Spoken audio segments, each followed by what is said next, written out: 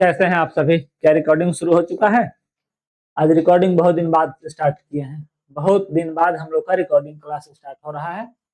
समय कहाँ उग रहा है पता नहीं चल रहा है, लेकिन रिकॉर्डिंग हो रहा है ऐसा हमको उम्मीद है ना।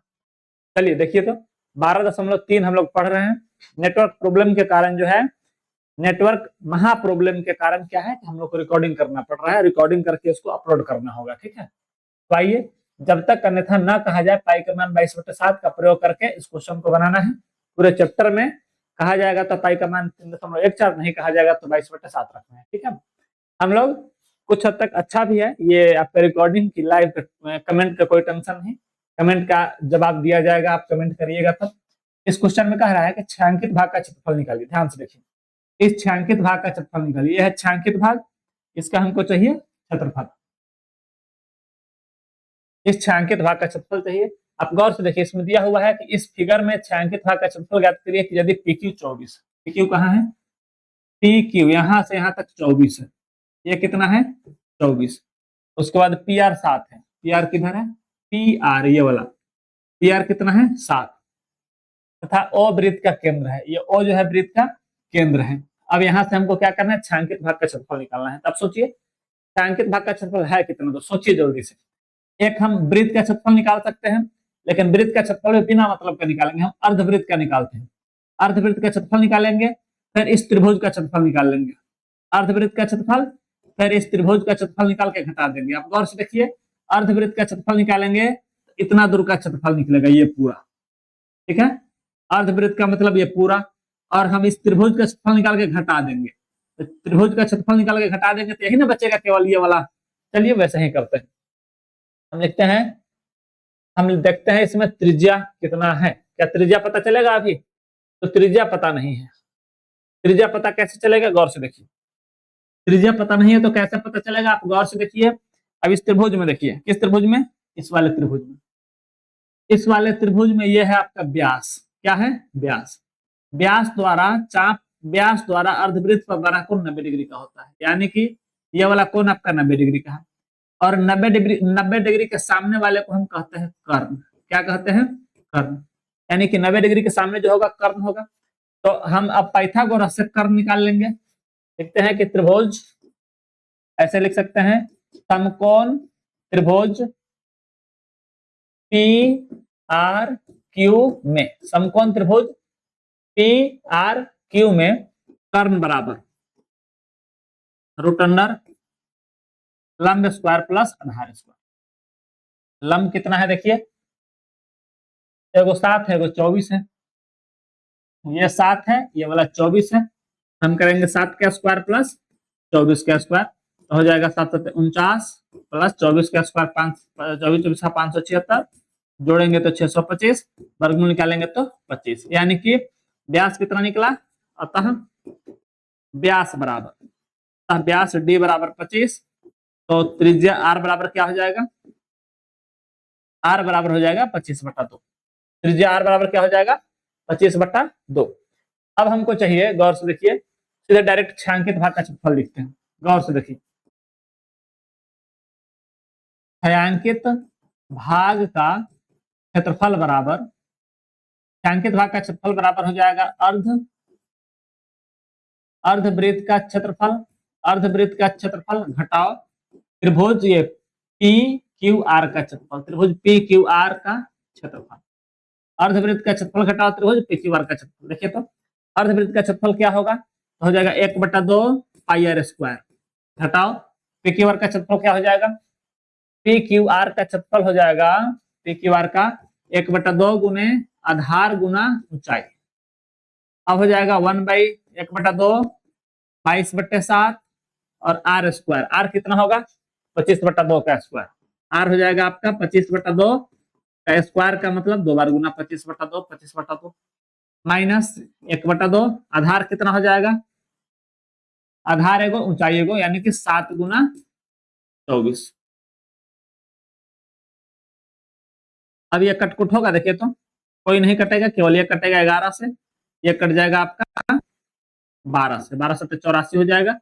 इधर हो जाएगा 11 गुना 625 बट्टा 2 दूना 4 7 का 28 माइनस 84, 12 7 84।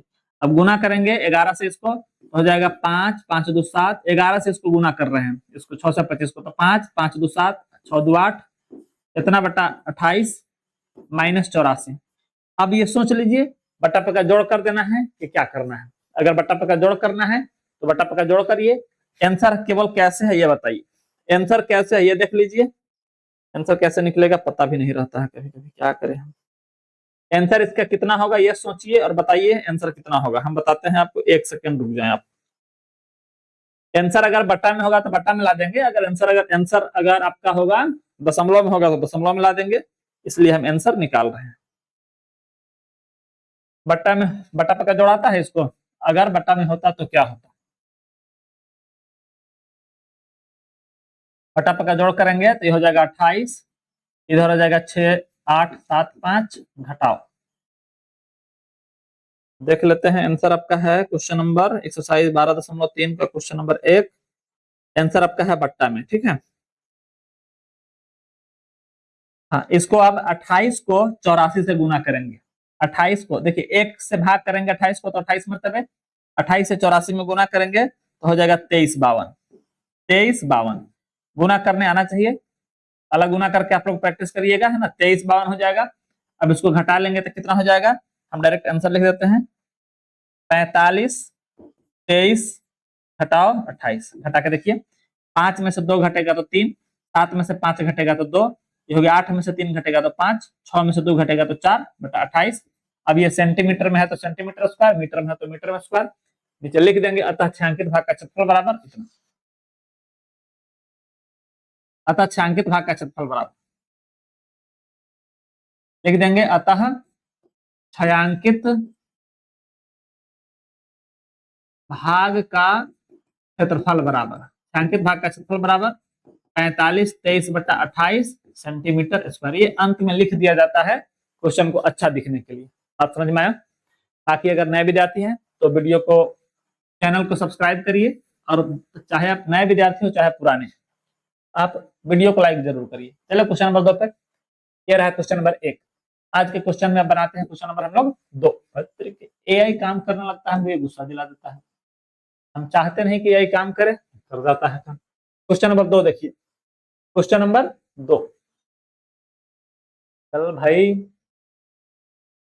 2 में है कि आकृति इतना में। क्वेश्चन नंबर 2 दिख रहा है आपको। 2 में है आकृति, गौर से देखिए, आकृति उसमें 12.120 में छायांकित भाग का क्षेत्रफल ज्ञात करिए। यदि केंद्र O वाले 2 सकेंद्रीय वृत्तों की त्रिज्या 7 और यह है 7, देखिए छोटका का त्रिज्या है 7 और बड़का का त्रिज्या है 14, ये पूरा है 14। हमको ये कोण दिया है 40 डिग्री। इस छायांकित भाग का क्षेत्रफल ज्ञात करना है। छायांकित भाग का क्षेत्रफल ज्ञात करना है। समझिए 2 सकेंद्रीय वृत्त है और 2 सकेंद्रीय वृत्त का 2 सकेंद्रीय त्रिज्यखंड है। आप गौर से देखिए, अगर हम बड़का त्रिज्यखंड का क्षेत्रफल निकाल के उसमें से छोटका त्रिज्यखंड का क्षेत्रफल घटा देंगे तो छायांकित भाग का क्षेत्रफल निकल जाएगा। बड़का त्रिज्यखंड का क्षेत्रफल ऐसे है, ऐसे। अगर हमें निकाल देते हैं, उसके बाद छोटका त्रिज्यखंड का क्षेत्रफल ये निकाल देते हैं और इसको घटा देंगे तो बचेगा यही ना, इसी का क्षेत्रफल हमको चाहिए। चलिए करते हैं ऐसे, सब कुछ दिया हुआ है इसमें। हम इसमें लिख सकते हैं छोटे वृत्त का त्रिज्या। गौर से देखिए, छोटे वृत्त की त्रिज्या, छोटे वृत्त की त्रिज्या r बराबर 7, बड़े वृत्त की त्रिज्या, बड़े वृत्त की त्रिज्या बड़का r बराबर 14, बड़े वृत्त की त्रिज्या बड़का r बराबर, कितना फास्ट काम, बराबर 14। अब छायांकित भाग का क्षेत्रफल, कोण तो पता है, बीच का कोण थीटा बराबर 40। अब सीधे लिखते हैं छायांकित भाग, अच्छा से लिखे, छायांकित भाग का क्षेत्रफल बराबर, छायांकित भाग का क्षेत्रफल बराबर क्या होगा। एक कलम बदल के ट्राई कर लेते हैं, बहुत दिन से इस कलम से लिख रहे हैं। छायांकित भाग का क्षेत्रफल बराबर हो जाएगा, देखिए तो बड़का त्रिज्यखंड में से छोटका त्रिज्यखंड का क्षेत्रफल घटा लेंगे तो हो जाएगा।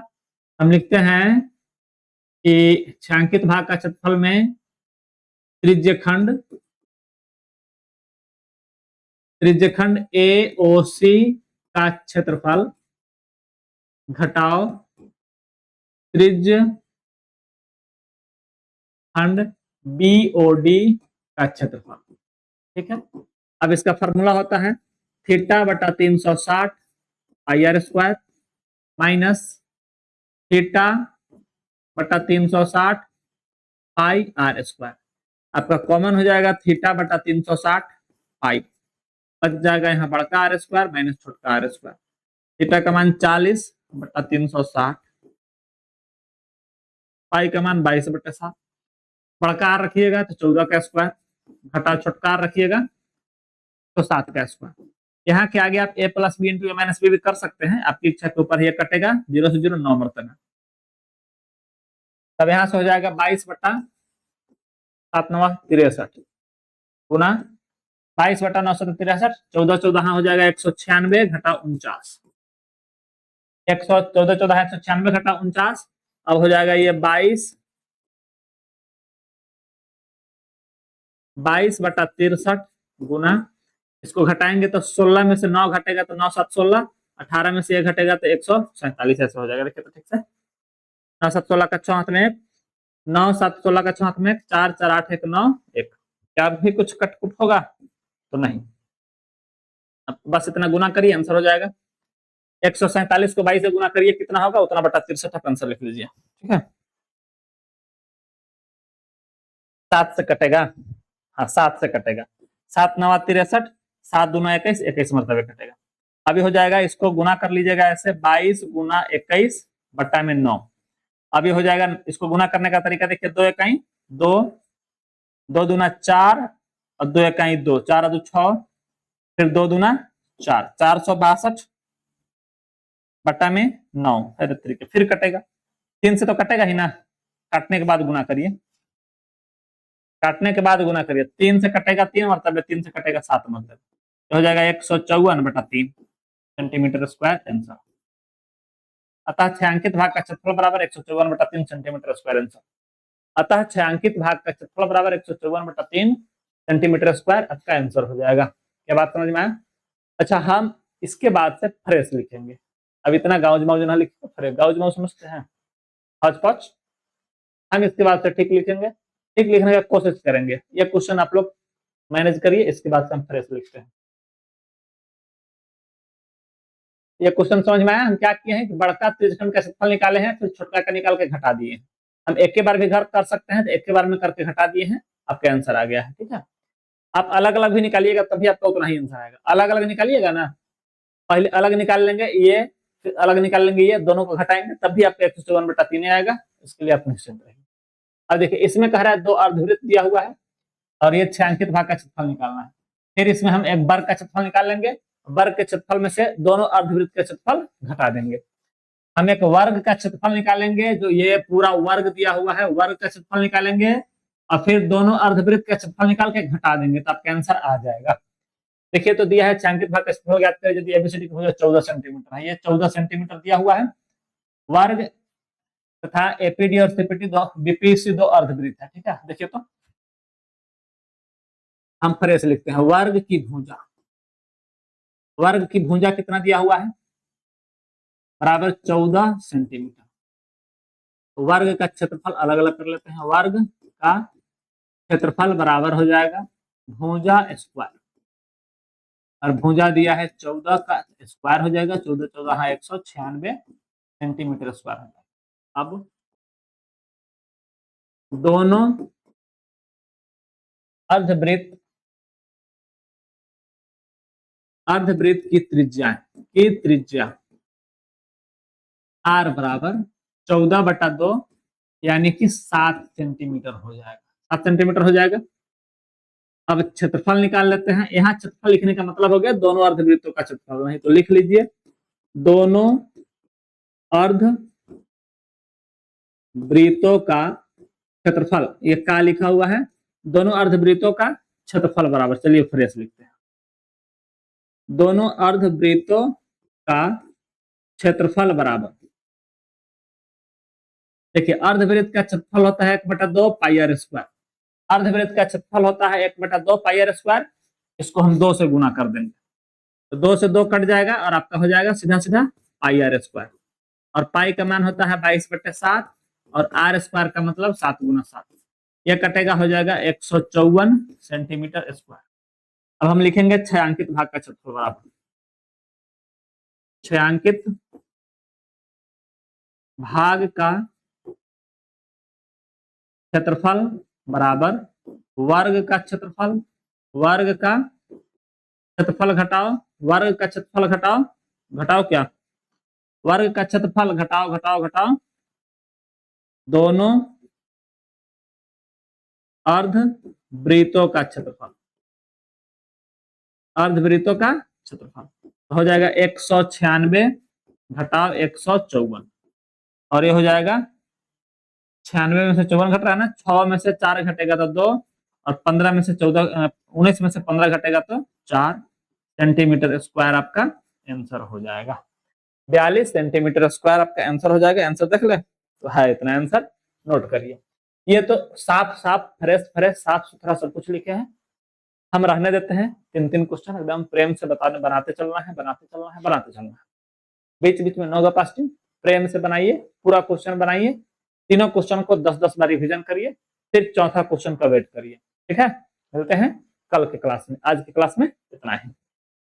अब अच्छा लगा हो निश्चित रूप से वीडियो को लाइक करिए, चैनल को सब्सक्राइब करिए और हमसे जुड़िए। ठीक है, मिलते हैं अगले क्लास में।